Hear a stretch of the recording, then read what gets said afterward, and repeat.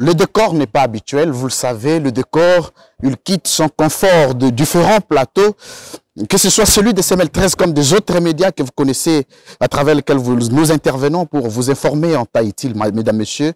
Mais là, nous nous sommes déplacés un tout petit peu pour faire découvrir d'autres faces cachées du monde, notamment de réalisation de notre pays, la République démocratique du Congo. Bienvenue à vous tous ici, que ce soit CML, d'autres médias qui vont relayer cette grande émission, cette grande production qui se déplace de Kinshasa. Nous sommes là à Kindu, dans la grande province pilote de Maniema. Alors, qu'est-ce qui se passe? Nous allons interroger un acteur politique, une personnalité politique, tout petit peu iconique aussi parce qu'il a participé à l'histoire, dans l'histoire, et il continue aussi à écrire l'histoire de la République démocratique du Congo.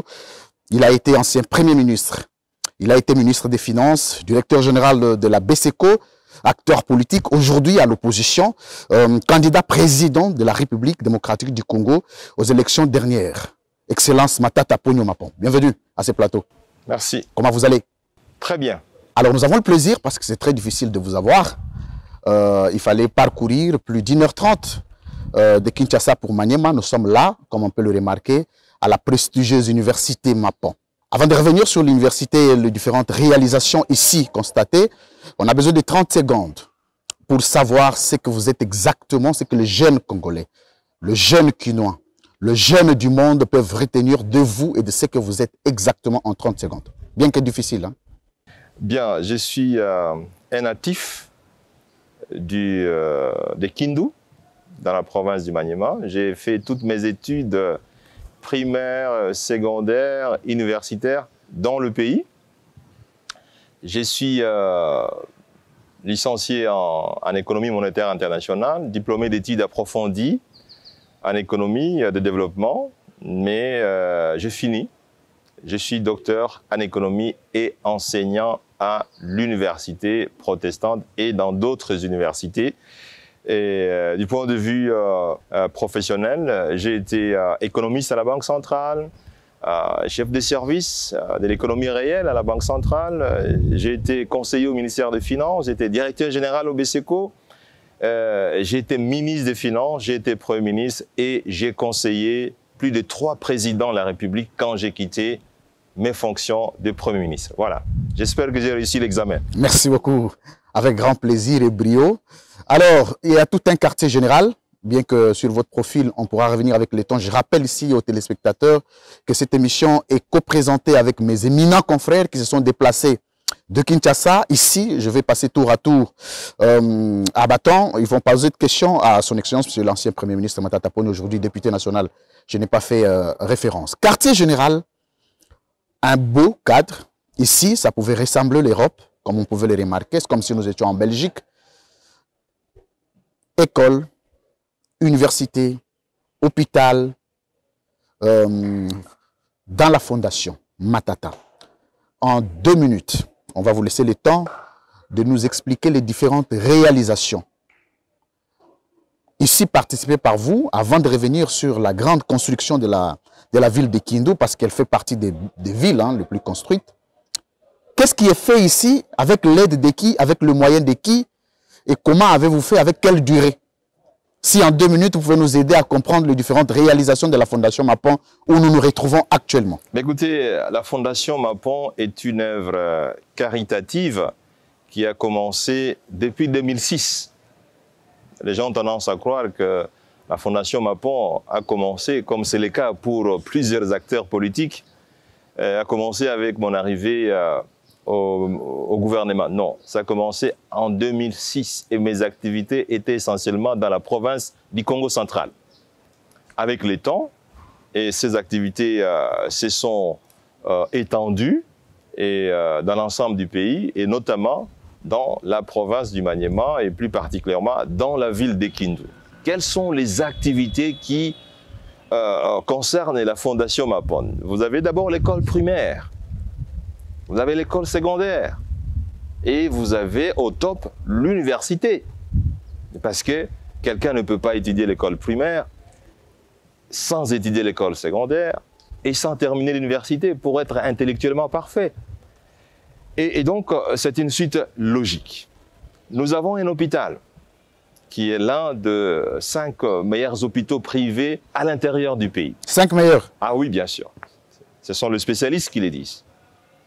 Nous avons un guest house avec près de 26 chambres, des standards internationaux pour pouvoir loger les visiteurs. Nous avons une ferme agricole avec des milliers de vaches. Et nous avons une cité au bord du fleuve qui loge les invités des marques qui viennent soit pour enseigner à l'université, soit pour donner des soins à l'hôpital. Et voilà, et nous avons donc aussi un espace de détente sur le fleuve Congo avec des petites navettes qui peuvent se faire en jet ski ou bien en pirogue motorisée. Voilà globalement la cartographie des activités de cette fondation. Comme vous l'avez remarqué, elles sont essentiellement appuyées sur l'éducation, la santé et le développement communautaire. Merci beaucoup, Excellence. Avant de remettre la parole à mes confrères, je rappelle que les images qui défilent de différentes activités sont réellement le travail d'investigation qui a été fait ici sur place. Quand on parle des écoles dont on s'est illustré, il n'est donc pas question de la démagogie. Monsieur l'ancien Premier ministre Matata Ponyo, combien d'années il avait fallu pour bâtir la Fondation Mapon avec toutes les activités y compris? Plus de 10 ans, parce que les gens peuvent croire que j'ai commencé à travailler sur ces infrastructures pendant que j'étais Premier ministre ou pendant que j'étais ministre des Finances. Je vous ai dit que la Fondation Mapon remonte en 2006. Remonte à 2006. Donc j'ai commencé toutes ces activités. On peut dire que ça a pris plus de 10 ans. On ne construit pas un espace aussi varié pendant 5 ans ou pendant 7 ans. Mais c'est un long processus et c'est une dédication, c'est du sacrifice, c'est de la passion, c'est de l'amour. Merci beaucoup, Excellence Matata Ponyo Mapon. Merci pour cette intervention magistrale. Vous allez vous livrer à un exercice de questions-réponses avec mes confrères qui se sont déplacés de Kinshasa avec moi. Je suis avec Madame Nicole Pochot de Congo Web. Bienvenue. Merci, cher confrère Louis France, de m'avoir accordé la parole. Bonjour à Monsieur Matata. Bonjour, Nicole. Vous avez tenu à ce qu'on vous appelle bien sûr, Monsieur avec Matata. Plaisir. Oui. Bien, alors ici, on se retrouve à l'université Mapon. Alors, ma première question, parmi vos réalisations à Kindu, votre ville natale, il y a cette université Mapon qui fait couler beaucoup d'encre et de salive, vous le savez, hein, il y a trop de polémiques là-dessus. Alors, que répondez-vous à ceux qui disent que l'argent qui a financé sa construction vient du détournement de fonds de Bukanga Lonzo? D'abord, c'est une honte.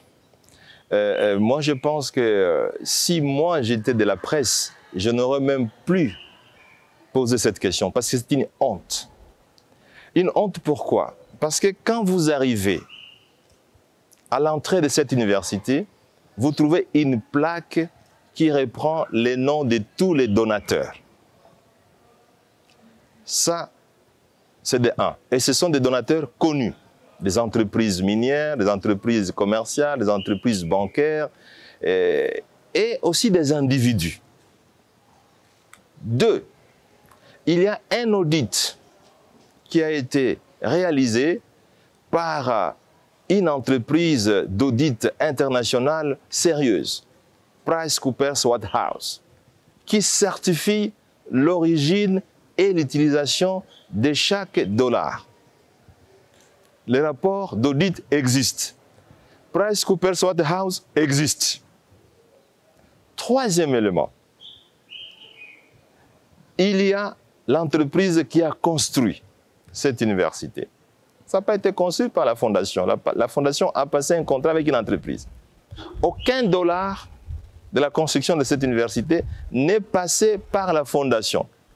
Et tous les dollars sont passés par l'entreprise qui a construit l'université. Et cette entreprise a été contactée par les services spécialisés, vous le savez. Et l'entreprise a donné les preuves d'entrée et de sortie de tous les dollars. Alors moi, je pense que c'est une honte. moi, je vous conseillerais de parler avec vos amis, collègues de la presse, de ne plus revenir sur ce type de questions parce que ça fait la honte. Pourquoi? Parce que ceux qui détournent de l'argent, on ne leur pose pas la question. On dit que vous avez semé le maïs pour récolter une université. Mais le problème, c'est que nous, au moins, nous avons été à Bukangalonzo, la semence a été faite, les Quinois ont mangé les foufous produits par le maïs de Bukangalonzo. Mais le problème, c'est qu'il y a des gens qui n'ont pas semé, mais qui ont récolté des villas, des appartements, des avions, des compagnies. Et il y en a même qui ont des milliards de dollars. Mais ils n'ont pas planté. Ils ont seulement récolté. Je souhaiterais que vous alliez poser des questions à ceux qui ont récolté sans avoir planté, parce qu'ils ont fait de la magie. Bien, j'aimerais aussi revenir à ma deuxième question. Et la dernière, je rappelle. J'aimerais quand même revenir à votre gestion en tant que Premier ministre. Quel a été votre secret pour la stabilité du cadrage macroéconomique à l'époque? Madame, il n'y a pas de magie. Il n'y a pas de magie. La stabilité du taux d'échange, la stabilité des prix d'intérieur a un processus. La gestion des finances publiques. Si les finances publiques sont bien gérées, le cadre macroéconomique va être stable. Le taux d'échange va être stable. Les prix intérieurs vont être stables. Et c'est ce que j'ai essayé de faire. Une gestion rigoureuse des finances publiques. En effet, les taux d'échange, les prix intérieurs constituent des indicateurs clés de ce qu'on appelle les politiques conjoncturelles, les politiques macroéconomiques. Comprenez. C'est-à-dire, vous avez d'une part la politique budgétaire et vous avez de l'autre la politique monétaire. Les deux compartiments de la politique macroéconomique permettent d'équilibrer l'ensemble des moyens de paiement par rapport au volume de biens et services qui circulent dans l'économie. Lorsqu'il y a l'équilibre entre les moyens de paiement et les biens et services qui circulent, l'équilibre se manifeste aussi au niveau du taux d'échange et au niveau des prix intérieurs. Et il y a ce qu'on appelle la vraie stabilité. C'est ce que nous avons réalisé quand nous étions au ministère des Finances et à la primature. Et il y a la fausse stabilité. Quelle est la vraie stabilité? La vraie stabilité, c'est celle qui assure le paiement régulier des salaires. C'est ce qui assure la stabilité du pouvoir d'achat de la population.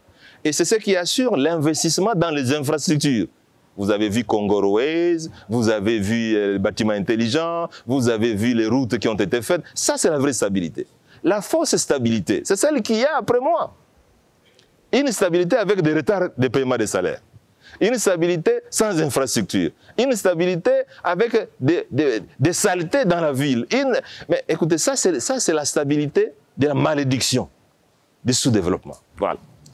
Alors, merci beaucoup, Excellence Matata Ponyo Mapon.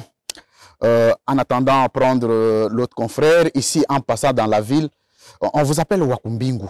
Vous ne passez jamais inaperçu. Wakumbingu, Wakumbingu, Wakumbingu. Ça signifie quoi ça exactement?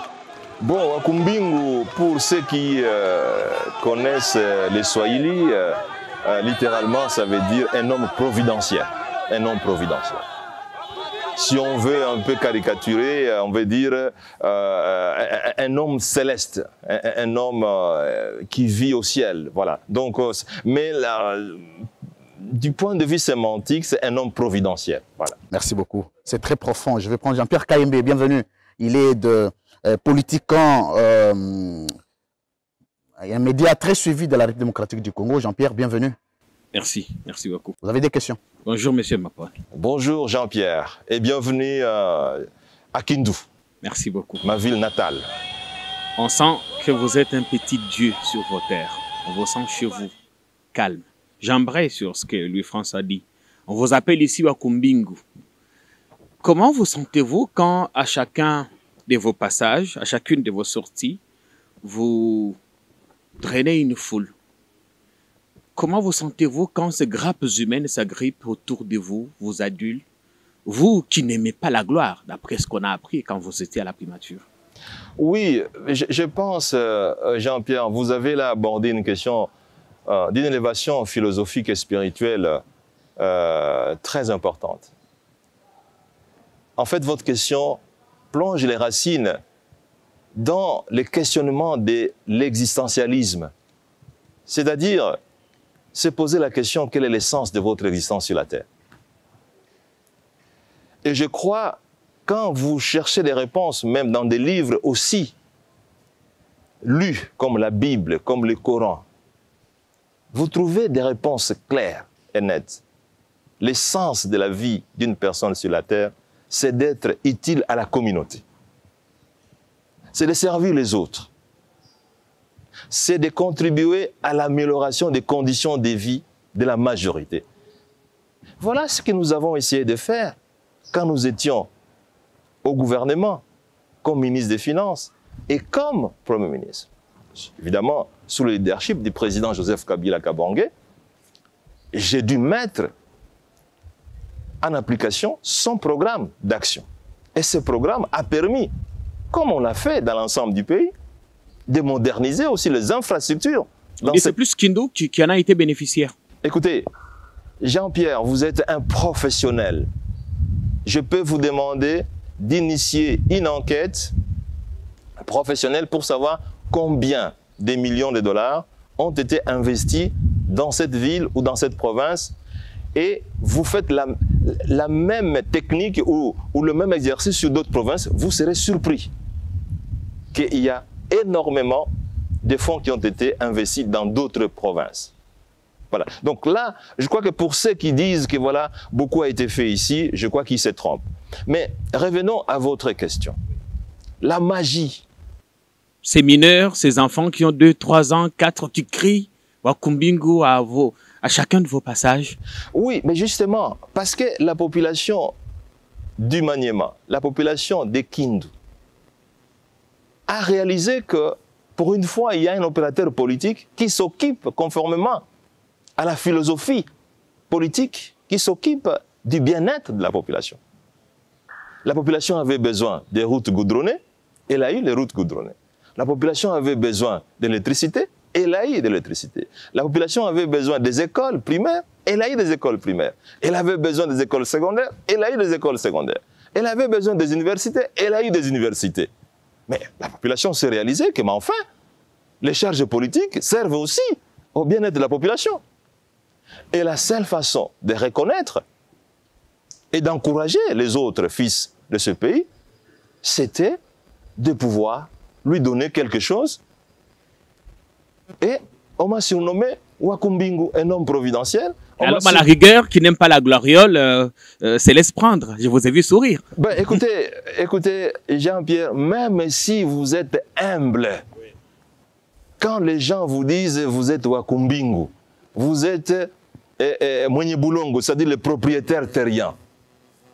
Laissez-moi vous dire que la population du Maniema, comme les autres populations d'autres provinces, c'est des populations fières, des Congolais du Maniema. Quand un Congolais vous dit vous êtes propriétaire terrien, comment ne pas vous sentir flatté? Surtout que moi, je n'aime pas l'Occident. Je n'aime pas aller en Occident. Et vous dites que vous vous sentez mieux ici. Je me sens mieux ici, au Congo. Je sais que vous vous sentez bien en Occident. Bon, ça c'est votre philosophie, mais moi, je me sens mieux ici. Vous êtes l'architecte de ce Kindu moderne. Il y a quelques années, Kindu ressemblait à une vaste brousse. Vous y avez amené de l'asphalte, des stades, des hôpitaux, parce qu'on met plus en exergue les biens de la fondation. Mais à côté, il y a une université moderne que vous avez fait construire ici. Des écoles, des hôpitaux publics. Avec un peu de recul, M. Mapon, après vous, avez-vous l'impression que c'est bien public? Parce qu'on trouve que les biens de la fondation sont bien entretenus. Mais est-ce que ce que vous avez laissé à l'État, à la population, sont-ils aussi ou autant entretenus que quand vous étiez là? Avez-vous aujourd'hui le sentiment de regret, d'un cœur chagriné? Mon cœur est chagriné, je voudrais bien emprunter vos mots, je m'en excuse, parce que bon, ce sont quand même des mots bien utilisés et bien à propos. J'ai le chagrin. Tout ce que j'ai laissé dans le secteur public, dans la province, est abandonné. Encore là, c'est la question de leadership. Je reviens toujours sur la question de leadership, cette capacité à avoir une vision, cette capacité à pouvoir gérer, cette capacité à assurer un suivi, évaluation. Tout a été abandonné. Regardez la lumière. On a parlé de Kindu Paris parce qu'il y avait la lumière. Tous les panneaux solaires ont été volés, toutes les batteries ont été volées, toutes les lampes ont été volées. C'est une question de leadership et de gouvernance. Et donc... Vous êtes député, vous avez été sénateur. J'ai dénoncé la mauvaise gouvernance, j'ai dénoncé une crise de leadership et je continue à le faire. Je l'ai fait. Ce n'est pas seulement, vous savez, Jean-Pierre, mais la crise de leadership, ce n'est pas seulement au Maniema, c'est au niveau national. J'ai laissé 4 avions de Congo-Rouez. Il y en a combien aujourd'hui? 0. Donc la crise de leadership, ce n'est pas seulement ici, c'est au niveau national. Il y a crise du leadership au niveau national. Ça dit beaucoup parce que votre apparition très controversée de l'INIKIN a semé la terreur et la désolation dans certains salons politiques. Je crois que certainement un de mes confrères y reviendra. Mais ça, c'est le secteur privé qui est le vôtre. Public, qu'est-ce que vous avez fait? Parce que quand vous construisez une université privée, en soi, pour l'État, il fallait aussi avoir une autre université. Ça ne profite qu'à vous-même, par exemple. Mais pour le secteur de l'État public, qu'est-ce qui a été fait dans ce sens? Je voudrais nuancer Louis-France. Je sais que vous êtes un professionnel. Cette université ne profite pas à M. Matata. Cette université profite à la nation congolaise. Ce sont les jeunes Congolais, les filles et garçons qui étudient ici dans cette université élitiste. Une université qui privilégie la qualité, non pas la quantité. Le pays le mieux développé, prenons l'exemple des États-Unis. Mais les meilleures universités, parmi celles-là, il y a l'université privée, Harvard. C'est une université privée, MIT, c'est une université privée. Mais est-ce que ces universités enseignent de manière sélectionnée les enfants? Non, tout le monde, y compris les étrangers. Donc moi je pense que quand on dit que c'est une université qui profite à M. Matata, c'est une façon de se tromper soi-même.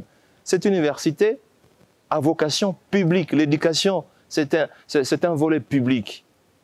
Est-ce que vous avez réalisé, c'est qu'il n'y a pas que l'université Mapon, il y a l'université de Kindu qui a été construite, qui est une très belle université aux standards internationaux. Merci beaucoup. Je vais présenter, il s'agit de Madame Naomi Mbondi, de Six Télévision. Bienvenue, chère consoeur. Merci beaucoup, cher confrère. Vous avez bien voulu reprendre la parole en vous-même. Justement, j'ai voulu intervenir par cette question de vos réalisations au niveau privé de votre fondation Mapon. Mais nous avons justement enquêté, nous avons appris qu'il y a également des réalisations faites de votre passage depuis les BCECO, des ministères des Finances jusqu'à la primature. Mais cela n'est pas mis en exergue. Vous avez plutôt vous donnez l'impression d'avoir plutôt investi dans votre fondation. Alors, vous ne communiquez pas assez ou bien? Madame Naomi, de ma nature, je n'aime pas exposer ce que je fais. Même le bien de la fondation, les gens ont découvert ça en retard. Pourquoi? Tout simplement parce que ce n'est pas nécessaire d'exposer ce que vous faites. Et surtout ce que vous faites pour la majorité de la population. Vous avez découvert certaines choses ici. Par votre fief, nous venons d'apprendre que par votre fief, l'université publique de Kindu a été construite. Mais justement, cette université est sortie de la brousse. Une très belle université, l'une des 4 meilleures universités de ce pays. Ah bon, l'une des 4? L'une des 4 meilleures universités publiques de ce pays. Mais ce n'est pas nécessaire, non, mais c'était dans la réalisation de mes charges en tant que Premier ministre, chef du gouvernement, la mise en œuvre d'une politique économique, évidemment sous le leadership du président Joseph. Également la construction du stade. On a construit un stade qui est on peut dire, l'un des 4 meilleurs stades de la République démocratique du Congo aux standards internationaux, parce qu'il y a des équipes internationales qui viennent jouer ici. Donc, il y a cette université publique que vous avez certainement visitée ou que vous allez encore visiter, une très belle université publique qui a été construite sur base des fonds publics. Le stade a été construit sur base des fonds publics. Là, Naomi, je voudrais revenir pour que vous compreniez, c'est une question de gouvernance, de bonne gouvernance. Quand les gens parlent de 14 milliards, mais ça ne veut rien dire. Est-ce que ces 14 milliards sont bien utilisés? D'abord, ce n'était même pas 14 milliards, c'est 9 milliards. Et quand vous recevez des aides extérieures. Quand moi j'étais Premier ministre, Naomi, peut-être vous ne le savez pas, on n'a reçu aucun fonds budgétaire, ni du FMI, ni de la Banque mondiale, ni de la BAD. Toutes les réalisations publiques que vous avez faites, que vous avez vues, les routes, les hôpitaux, les tribunes, les écoles primaires, les écoles secondaires, tout ça, ça a été fait avec des fonds publics. Donc, c'est une question de bonne gouvernance et de leadership. Bon, mais alors, pourquoi ce n'est pas connu? Ce n'est pas à moi de faire la publicité. Moi, je ne peux pas faire la publicité. Même le bien de la fondation, je n'en fais pas la publicité. Mais ce sont des gens qui, pour nuire, veulent dire, voilà, il a construit l'université privée, il n'a pas construit. Mais bien, vous avez vu que l'université publique, elle est même plus grande que l'université privée de M. Matata. Voilà. Évidemment. Vous insistez sur la notion de leadership. Aujourd'hui, c'est une question qui est débattue dans les salons. Qu'est-ce que représente le leadership pour vous? C'est quoi exactement? Les gens ne comprennent pas ce concept, vous savez. On pense que c'est être un leader, c'est pouvoir mobiliser 5000 personnes. Qu'est-ce que représente le leadership pour Monsieur Matata? Le leadership, c'est le secret du progrès de l'humanité. Aucun pays au monde ne s'est développé sans leadership. Aucune famille au monde ne s'est développée sans leadership. Aucune entreprise ne s'est développée sans leadership. Qu'est-ce que c'est le leadership? Le leadership, c'est cette capacité d'un individu ayant une vision, ayant un idéal, partagé avec la majorité, exerce une influence au travers l'inspiration, au travers la conviction de la majorité pour atteindre de manière rationnelle des objectifs communs. Et c'est ça qui manque dans ce pays. C'est ça qui manque, Naomi. Et je sais que vous vivez aussi dans ce pays, vous le réalisez que ça manque. Hein? Quel que soit le type de modèle économique que vous pouvez avoir, industrialisation, développement par l'intérieur, développement par l'extérieur, s'il n'y a pas de leadership, il ne peut pas y avoir de progrès. Voilà la potion magique aujourd'hui, c'est le leadership, que vous le vouliez ou pas. Et c'est ce que nous avons exercé quand nous étions Premier ministre. Voilà. Merci beaucoup. Excellence Matata Ponyo, merci beaucoup à ma consoeur Naomi Mbonzi. Mais Excellence Matata Ponyo, vous pensez vraiment que le leadership à ce jour, pour qu'il soit rationnel, acceptable, qui doit résoudre les problèmes de notre peuple, il doit être fondé sur base de quels critères? Mais le leadership, il est universel, cher ami. Le leadership, il y a un leader, une personne qui dirige, qu'on appelle les guides, et il y a les autres qui suivent. Mais le guide doit être comment pour revenir sur les problèmes qui sont du Congo? Le guide doit répondre à quels critères? Le guide doit être un leader. Un leader. Un leader, c'est qui? Il a un idéal. Il a un rêve partagé par la majorité. Bon, écoutez, le diplôme peut compter, mais il n'est pas un élément déterminant. Vous savez, le président Lula, il n'a jamais un diplôme d'État. C'est un autodidacte. Mais il a absorbé pendant son mandat 30% de pauvreté des Brésiliens. 30% des Brésiliens ont quitté la pauvreté. Donc le diplôme n'est pas un élément déterminant. Mais vous devez être compétent. La compétence n'est pas liée uniquement au diplôme. Il y a aussi la connaissance qu'on peut avoir à travers l'apprentissage, à travers la lecture, à travers l'observation, à travers la curiosité.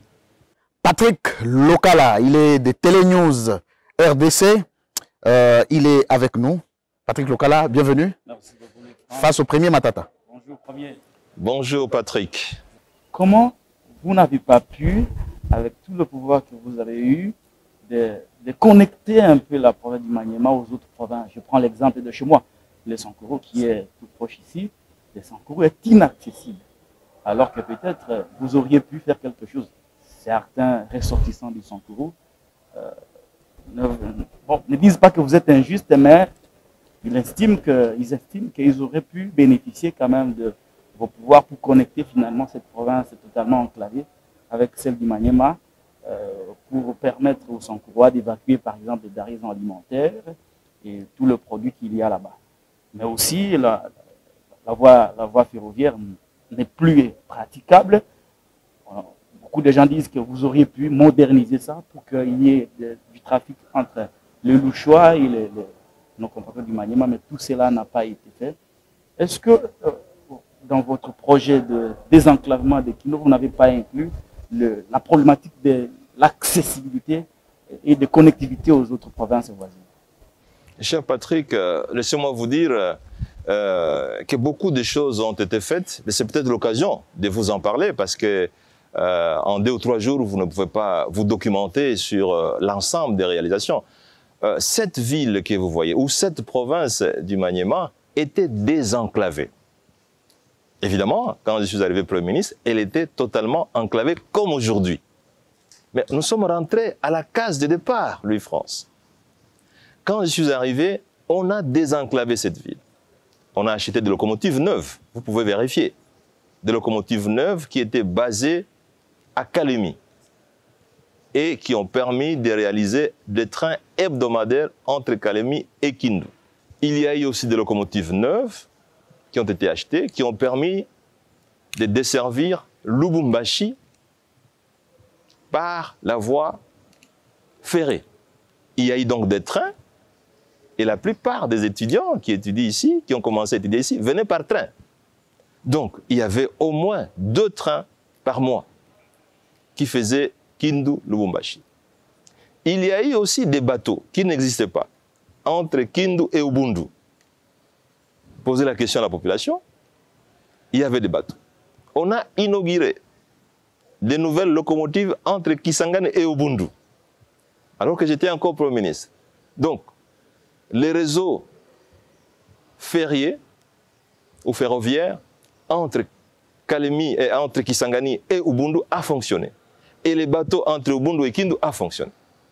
Les réseaux routiers, vous pouviez prendre un bus ici et arriver à Lubumbashi 4 jours après.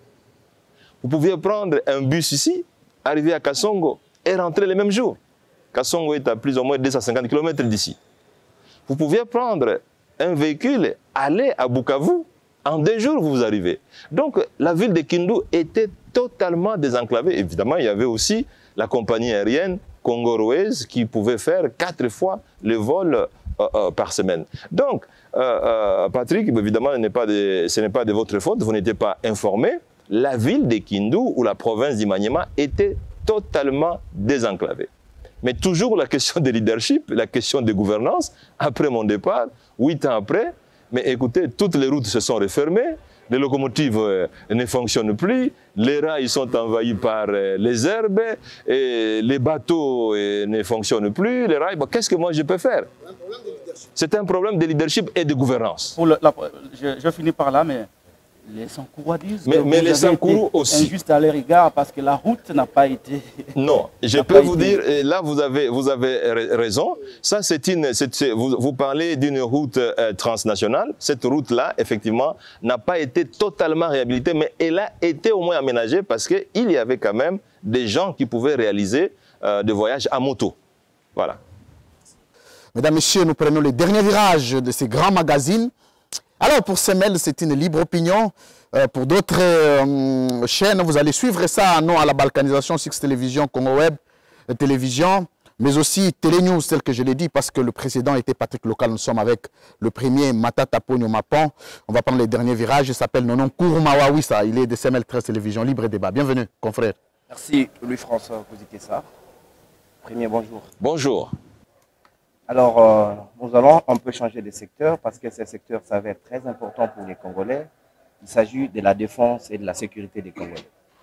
Sous votre mandat, pendant que vous étiez encore Premier ministre de la République démocratique du Congo, nous avions vu que les M23 étaient délogés. Aujourd'hui, ils ont repris le territoire. Ils montent même en force. Aujourd'hui, même le secrétaire général de l'ONU dit qu'ils disposent des armes sophistiquées, plus que même des contingents de l'ONU.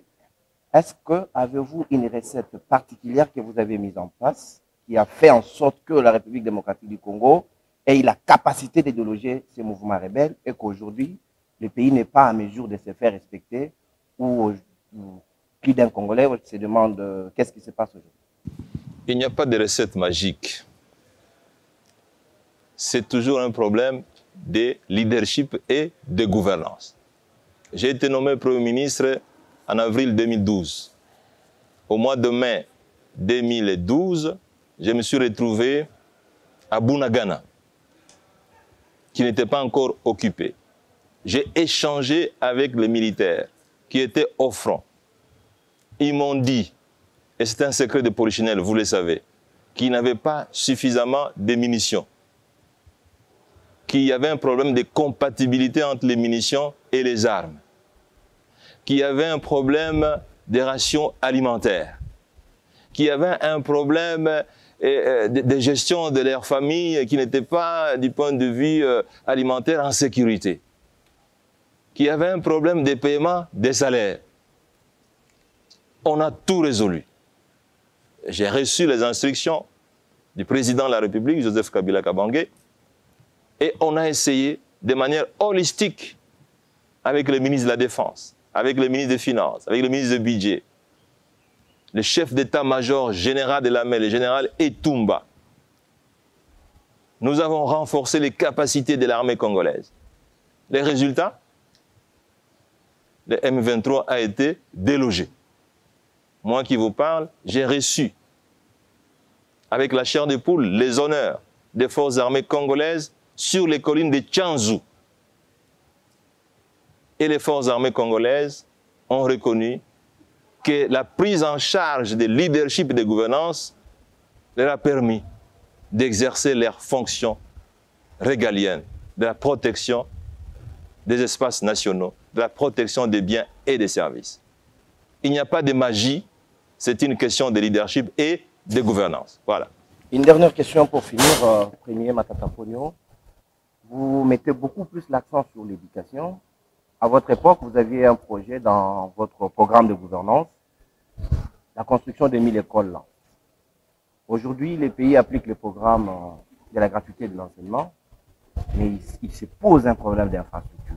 Est-ce que si vous aviez bien piloté ces projets-là, n'est-ce pas que vous auriez dû rendre un grand service à la nation aujourd'hui, que ces projets marcheraient bon train? Certains vous accusent que vous n'aviez pas construit ces écoles-là, pourtant on attendait beaucoup plus. Mais je crois que vous n'êtes pas suffisamment informé. Je vais vous révéler une anecdote.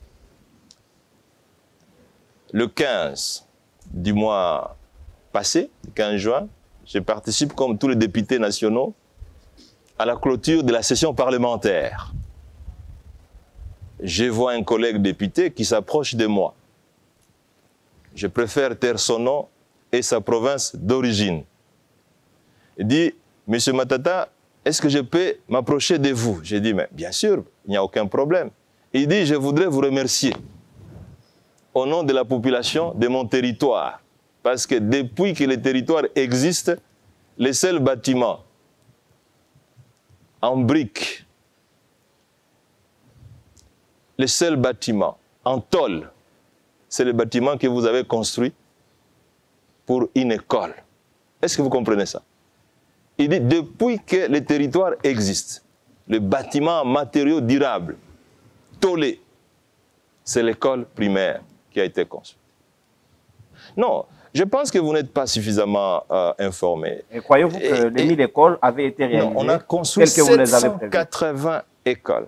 Et c'était la première fois depuis l'indépendance. En 5 ans.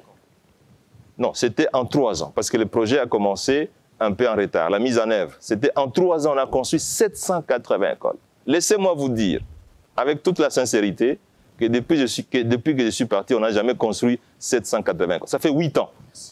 Donc, c'est un travail qu'on a fait avec le cœur, l'amour, la volonté et la détermination. Voilà. Matata Ponyo Mapon, merci beaucoup pour...